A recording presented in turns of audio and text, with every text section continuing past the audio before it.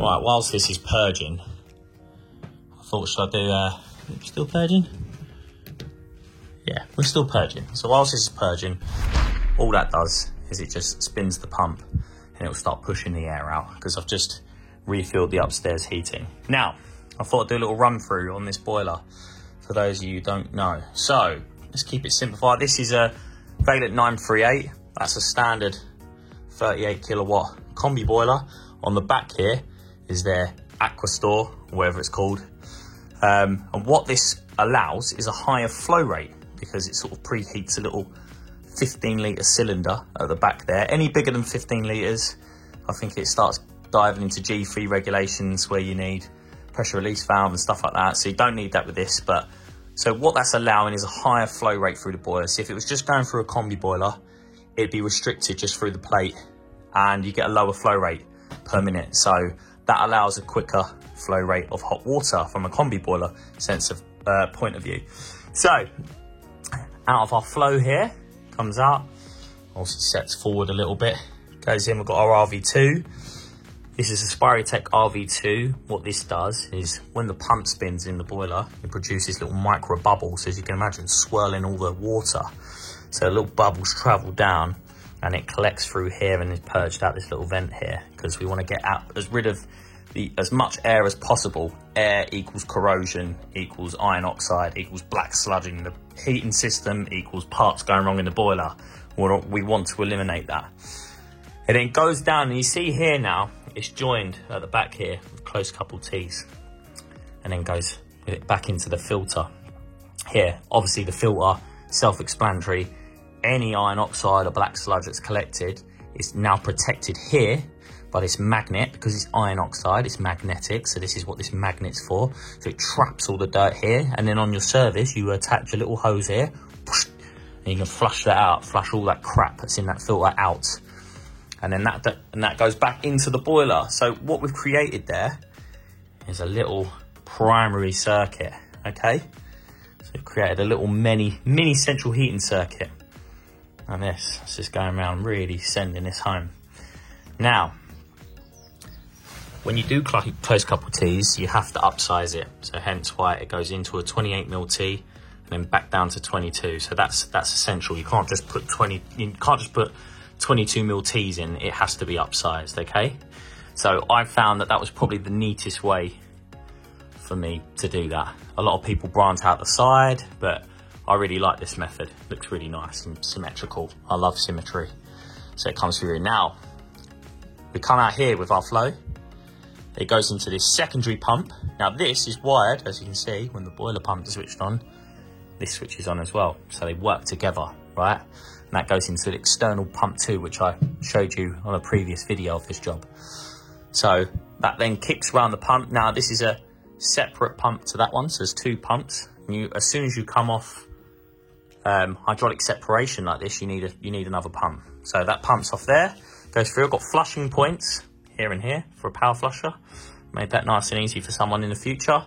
And obviously then we go down to our downstairs heating and upstairs heating. Now at the moment on this job, there's radiators downstairs.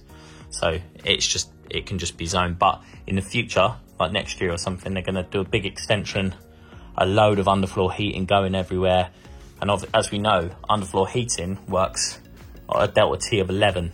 So it's different to a delta T 20 with radiators, which is the temperature difference between flow and return. So that's why I've done this. I've future-proofed it. So I know that when we change that, so off this one here, that'll go through into there and go straight into an underfloor heating manifold, right? And then come back off this one. I know it's going to be perfect. You have no problems. It's going to work beautifully. You'll probably find that a lot of builders are starting to throw in underfloor heating in straight on, and they're getting circulation problems either with the radiators or the underfloor heating, and it's down to this. You need to hydraulically separate the system. So that's that side of things. So at the minute, upstairs heating goes upstairs, does all the upstairs radiators, and what I've done temporarily is I've just wired the Nest on upstairs, which will just control upstairs in the future, because downstairs we have all the little Neostats everywhere. So at the moment I've got the Nest upstairs doing both zones, just temporarily, so just on, off, heating everywhere. So more like a traditional sense. I put lever valves on here. It worked out beautifully there a minute ago. I could leave downstairs on, upstairs I isolated it, put the drain off this side. You know, the amount of jobs I go to and they've put lever valves on and then they've put the drain off this side, and you want to cut into this side of the system. So put drain offs down on this side. So as you isolate that, this can all stay live, and then you can drain out obviously the bit you're working on, that you want to work on. So remember to do that. Got a new stopcock there, new check valve, etc. that comes in. I had one of these in the van, so I've had that for ages, just used that, but obviously that will be feeding a water softener. As you can see, this is an old one. They want to put a new one in the future, but that's a budget thing. They're going to come back to that. So that will go hard water into the softener, out of the flexi, out, back into this one, soft water in. That'll be soft water into the boiler, and obviously soft water, cold, upstairs to all the bathrooms. Now, whilst we're on the main side of things, soft water coming back in goes into this TMV valve, which is a thermostatic mixing valve. So as you can see there, we've got cold water going in here, hot water going in this side, blended, and then comes out here, which is now the hot feed to the bathrooms and everywhere else. So that you can play around with. You can 50, 55, 60. A lot of new builds, obviously this is mandatory. You know, you can't just go on 60 degrees. And remember, because we've got store up here, it's going to be at 60 degrees up there because it's storing the hot water. So putting one of these in allows for a much higher flow rate, because obviously you've got your flow off the mains coming in and the hot water, bang, it's going to get a higher flow rate per minute run through there.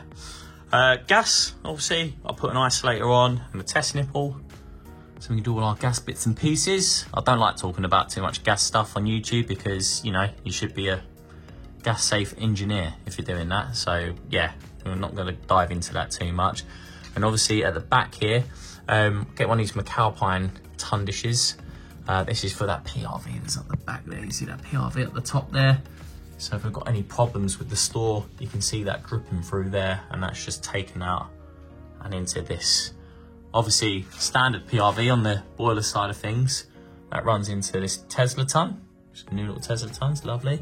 And then obviously we've got the condense, but yeah, that's it. So that's a little run through. That's purged through more than enough now for the 7.5 minutes. So I can cancel that now. I know that's all done. I'm gonna remember to close these down. So you don't have heating on forever. And that's it. So, hope you like the video. Remember, like and subscribe, guys. Oh, there's the flue, by the way, just in case people were wondering. There was an old vent hole there and I reused it. Worked out nice. Okie dokie, ta-ta.